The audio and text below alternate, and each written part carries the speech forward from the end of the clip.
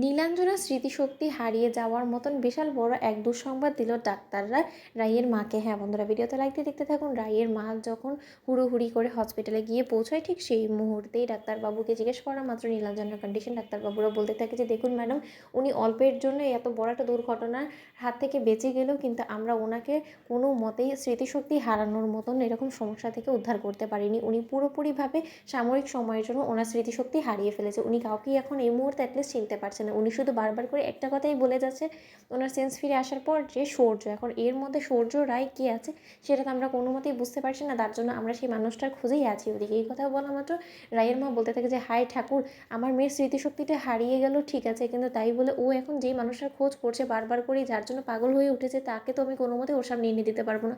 ওদিকে ডাক্তারবাবু জিজ্ঞেস করতে থাকে যে আচ্ছা এই সূর্যবাবুটাকে।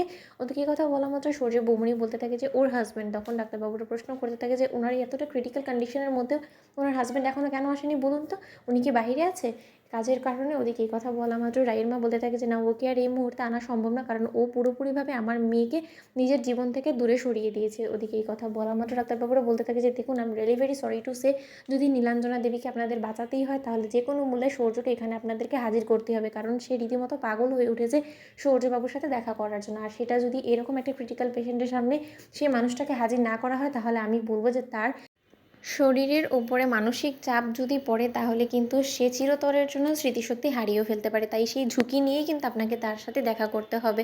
আপনাকে দেখার পর সে যদি উত্তেজিত হয়ে পড়ে, তার প্রতিফলনটা কী হতে পারে সেটা আমি এখনও পর্যন্ত নিশ্চিতরূপে আপনাকে বলতে পারছি না। এই কথা বলা মাত্র রায়ের মা বলতে থাকে যে প্লিজ আমাকে অন্তত একবার অন্তত আমার মেয়ের সম্মুখীন হতে দিন। ওদিকে এই কথা বলা মাত্র রায়ের মা যখন নীলাঞ্জনার কেবিনে ঢুকে, ঠিক সেই মুহূর্তে নীলাঞ্জনা রায়ের মাকে দেখা মাত্র বলতে থাকে যে আপনি কে, আপনি এখানে আমার চোখের সামনে থেকে এক্ষুনি দূর হয়ে যান, আপনার সাহস তো কম না, আপনি এখানে কেন এসেছেন বলুন তো, আপনি নিশ্চয়ই আমাকে অ্যারেস্ট করতে এসেছেন, আপনি পুলিশ না, আমি এক্ষুনি কিন্তু চিৎকার চেঁচামেচি করবো, আপনি আমার চোখের সামনে থেকে দূর হয়ে যান। ওদিকে এই কথা বলা মাত্র রায়ের মা অজরে কাঁদতে কাঁদতে যখন কেবিন থেকে বেরিয়ে আসে, ঠিক সেই সময় রায়ের বৌমনি বলতে থাকে কী ব্যাপার মা, আপনি এখানে ফিরে আসলেন যে, আপনি তো এক্ষুনি নীলাঞ্জনার সাথে দেখা করতে গিয়েছিলেন, কী এমন হলো, নীলাঞ্জনা আপনাকে দেখে রিয়াক্ট করেছে? তখন রায়ের মা বলতে থাকে যে মিষ্টি, ও তো আমাকে চিনতেই পারছে না, ও আমাকে সহ্যই করতে পারছে না, আমি কত করে ওকে ডাকলাম কিন্তু তা সত্ত্বেও আমাকেও চিনতে পারছে না, এখন আমরা কী করবো বলো?